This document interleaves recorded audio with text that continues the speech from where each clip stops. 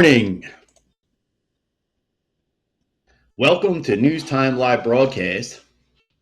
I'm Pat Walsh, and I'm still testing the Rumble Studio. Yesterday we had audio problems. I guess I didn't have the microphone turned up right or something like that. So I'm going to do a short video right here, sort of a test of the Rumble Studio system once again. Hopefully we get the audio and the video working good. I want to read this breaking news story from over on dailymail.uk. And it's an update. An update on, let's see what's going on here. We got the chat up. On this UFC plot to attack the White House and President Donald J. Trump, it seems that the ringleader of this alleged UFC drone attack that killed Trump is unmasked as an illegal alien migrant invader who was granted DACA stay under President Obama. And this is from the dailymail.uk. It says the alleged ringleader of a terror plot to attack President Donald Trump's White House UFC event is an illegal immigrant from Mexico, officials said. Abraham Alvarez, 31, arrived in the U.S. as a child and failed to leave after his B-2 visa expired in 2001, the Department of Homeland Security, DHS, said. See, that's a whole lot of problems here. We got these people coming from over the border in Mexico. They try to leave their anchor babies there so they can stay in the country. So it looks like we got little Abraham Alvarez as a child. It wasn't a good anchor baby but he failed to leave. According to the department, he was later granted relief under Obama administration's Deferred Action for Childhood Arrivals, the DACA program.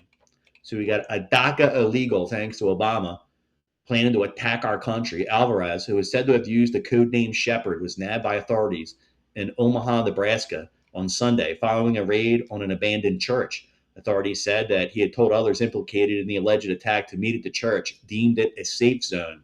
DHS said that Alvarez and 5 other suspects face federal charges of conspiracy to commit murder and conspiracy to commit violence on White House grounds.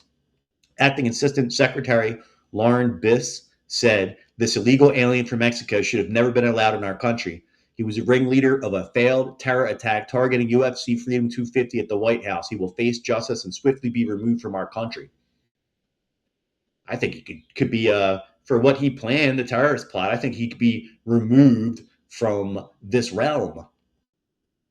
Investigators believe, I think we should execute this guy. Investigators believe the group planned to strike buildings near the event with drones packed with explosives, triggering a mass evacuation. So I think you get the automatic death penalty if you're a terrorist like this. If you're a terrorist, illegal alien, sneaking in our country and trying to attack our country, he should get the electric chair.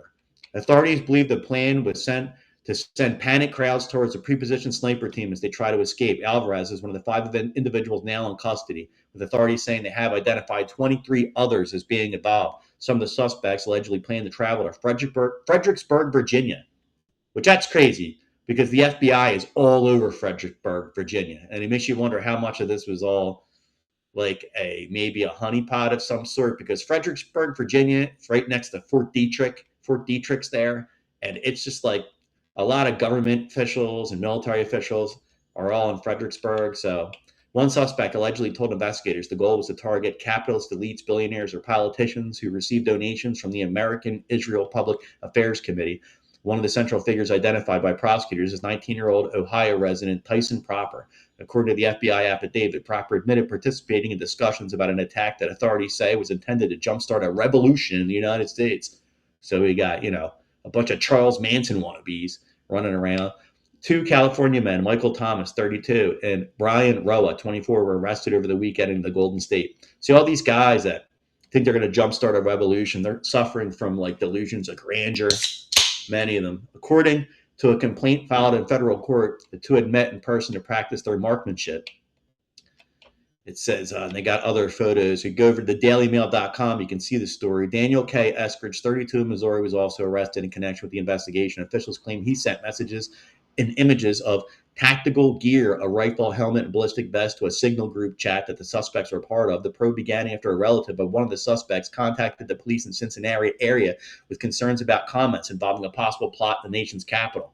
So you thank God that family did the right thing. Investigator, and it's if that family wouldn't have turned into this guy, it would have been the same as them being traitors. And this is a family, the Cincinnati family. They are great Americans for doing what they did and turning over these terrorist investigators subsequently, because they might have saved their family member's life. I mean, even if they go to prison for so many decades or years, if they didn't kill anybody, there's a chance at least maybe they could be deprogrammed from all this extremism, and maybe it can maybe 30 years be let out of jail.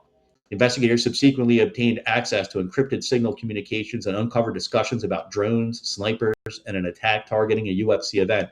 The charging documents describe a mix of anti-government beliefs, conspiracy theories. It's always the conspiracy theories.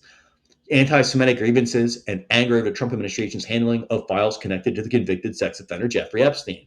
Yeah, everybody's head over heels with the Jeffrey Epstein conspiracies.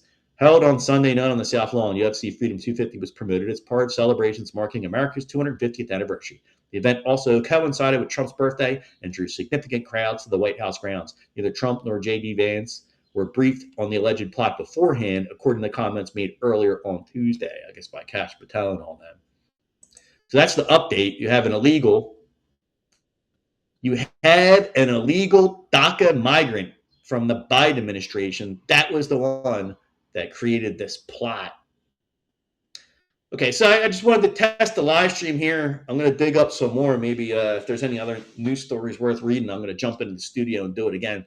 I'm just happy to possibly maybe be having audio in this video. We've had so many problems with this studio. I'm trying to figure it out. So I'm probably going to make a whole bunch of videos like this just so I get the flow and I can get a handle on Rumble Studio. So I not only have this News Time Live channel, I have an experimental channel called Super Channel 1978 over on Rumble that I'm going to be doing streams on too, and even some gaming and some religious broadcasting. I'm going to be recording with my shortwave radio that I just purchased a whole lot of different religious broadcasts. And while I'm at work, I'm going to listen to some of this stuff. So I'm going to play it back, and I'm going to play it back over on this Rumble channel that I have, Super Channel 1978. That way I don't have to worry about copyrights, or if they ever want to take the channel down, it won't be that big of a deal. And what I'll do, it's the kind of stuff that I want to listen to on my Bluetooth while I'm at work. I have it set up a computer at my job where I could actually broadcast things to Rumble, and then I could pick it up on my phone pretty good, and I could travel around the building and listen to it. So that's kind of what I'm going to be doing on Super Channel 1978, and also some news. Everything that I do here on News Time Live, we're going to do on Super Channel 1978. I would do gaming, do weather reports, and sit around and listen to other radio broadcasts like on shortwave and AM radio, and a lot of religious broadcasting. So we'll do that over on this Super Channel 1978. I'll be telling you more and more about it. I'll share some of the links. But for right now on News Time Live, I'm going to go live a lot on this computer with tiny little bits and clips of information and stories until I learn how to use this Rumble Studio the right way. Because I'm sick of making videos on Rumble Studio that end up with no audio. They end up with, there's just technical difficulties that I got to figure out. So thank you for tuning in. I'm going to get away, but I'll be back with more news later. I just wanted to do a little test of the Rumble Studio broadcasting system. Thank you. God bless. Have a nice day.